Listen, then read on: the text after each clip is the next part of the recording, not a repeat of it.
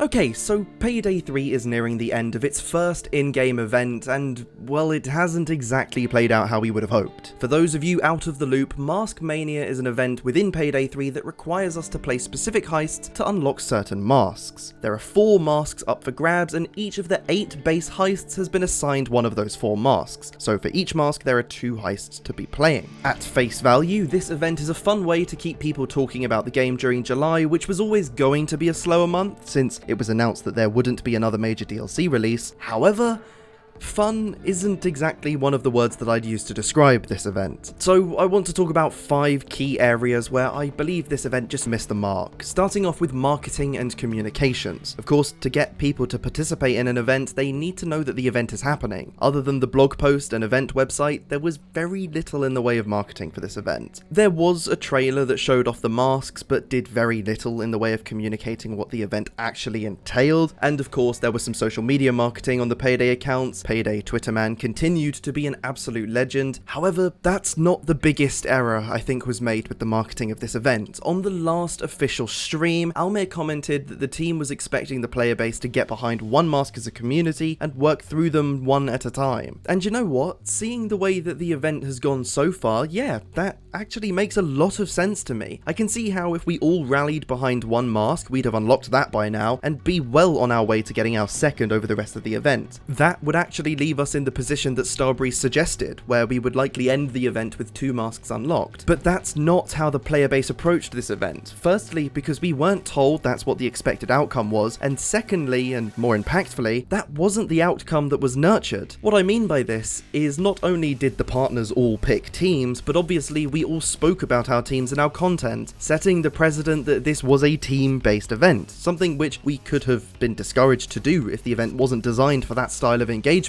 which it clearly wasn't. Even Payday's social media accounts commented that they wouldn't be taking sides but supporting each team, further emphasizing the competitive nature of this event. The Payday socials could have easily just backed the leading mask and encouraged us to work together, and we would have got the hint. The next area where this event failed was with the objective itself. Simply put, grinding the same heist over and over again isn't fun. I know that some of the partners had suggested allowing the legacy and DLC heists to contribute to all of the masks at a reduced rate, and I actually really liked that idea and would have even taken it a step further myself. Say we unlocked the Cut Ice mask. I'm using Cut Ice as an example because that's my team at the end of the day. I'm a Cut Ice Carlton through and through, but if we unlocked that mask, I would have liked to see Dirty Ice and Touch the Sky contribute to all of the other masks for the rest of the event, again at a slightly reduced rate. That way, when we were down to the last mask and likely wouldn't have too much long left in the event, playing any heist would contribute to the progress and make it possible to get that last mask even in the 11th hour. As it stands right now, grinding through the same 2 heists is boring, and let's face it, there's usually a better heist of the 2, so your options are down to 1. For example, Touch the Sky is significantly more cash efficient than Dirty Ice, so if you wanted to contribute to the Cut Ice mask, you're basically stuck with Touch the Sky being the only heist you can play to contribute to your team. Now for the numbers, another catastrophic failure that I think did the most damage to this event. Firstly, each mask requires a total of $100 billion to be stolen from the heists that represent it, which I just disagree with. I think each mask's goal should have been tailored to the heists that represent it. We know that at first, each mask was only supposed to be tied to one heist. So if the Shakedown Shark was tied to Golden Shark, which pays out 1.3 million per overkill completion,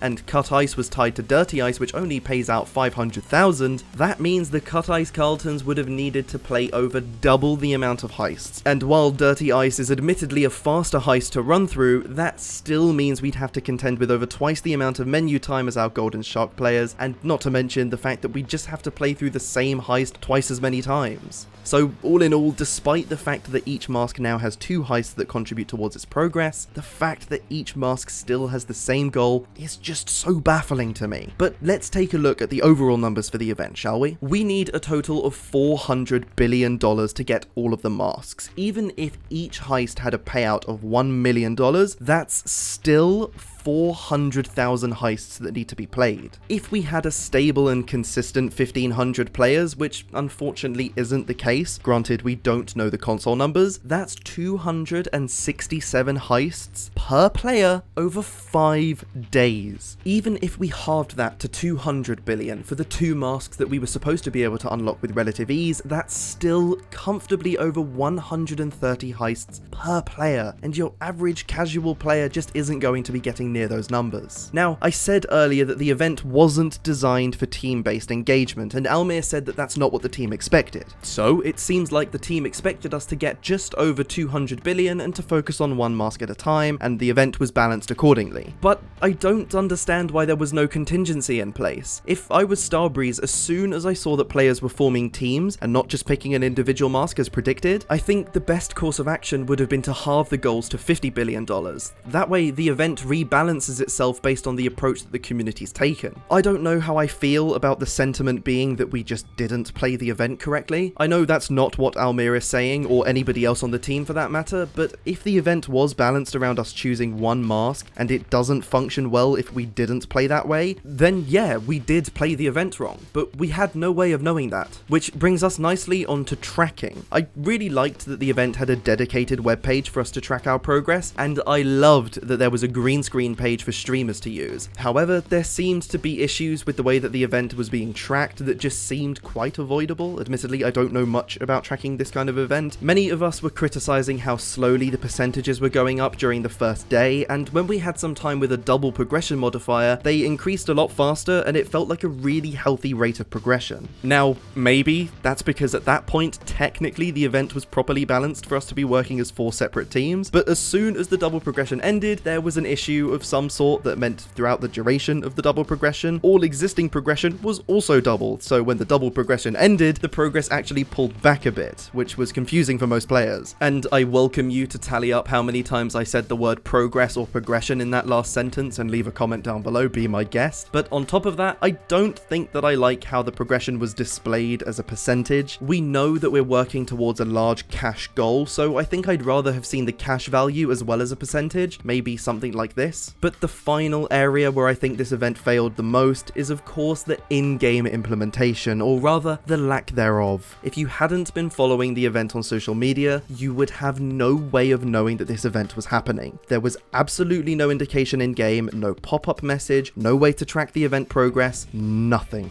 There's really not much else for me to say about that. So those are the 5 areas where I think this event really dropped the ball, and it's a shame. Myself and many others were quite excited and hopeful for this event, but it hasn't gone the way we were expecting. We're now less than 24 hours away from the end of this event, and currently the progression is doubled once again in an attempt to help us get at least 1 mask out of it. It's good to remember that the masks that we don't unlock throughout this event are going to make their way into the game through the hardcore challenges system, so it's not like they're gone forever. Honestly, I'd love to see this exact event with the same milestones, but obviously different rewards, repeated in maybe a year or so, when the player numbers are hopefully a lot stronger, and I think it would be a really tangible way of showing just how far we would have come by then. Considering how much we've struggled with this challenge, hopefully in a year, we will absolutely blow these numbers out of the water. It's upsetting to see Payday 3's first event go this way, especially after the momentum we've been building up over the last few months. I think it's very important to continue the conversation around this event, so let me know what your thoughts are in the comments section down below. Do you agree with what I've said? Do you disagree? And what do you think of the event? Of course, the Mask Mania event isn't the only thing going on in the world of Payday this week, so just before we talk about this week's blog posts, if you have enjoyed this video, please consider subscribing. Right, we've got 2 blog posts this week that tell us the following. Firstly, the official Payday 3 soundtrack Volume 1 is now available pretty much wherever you normally get your music from, and secondly,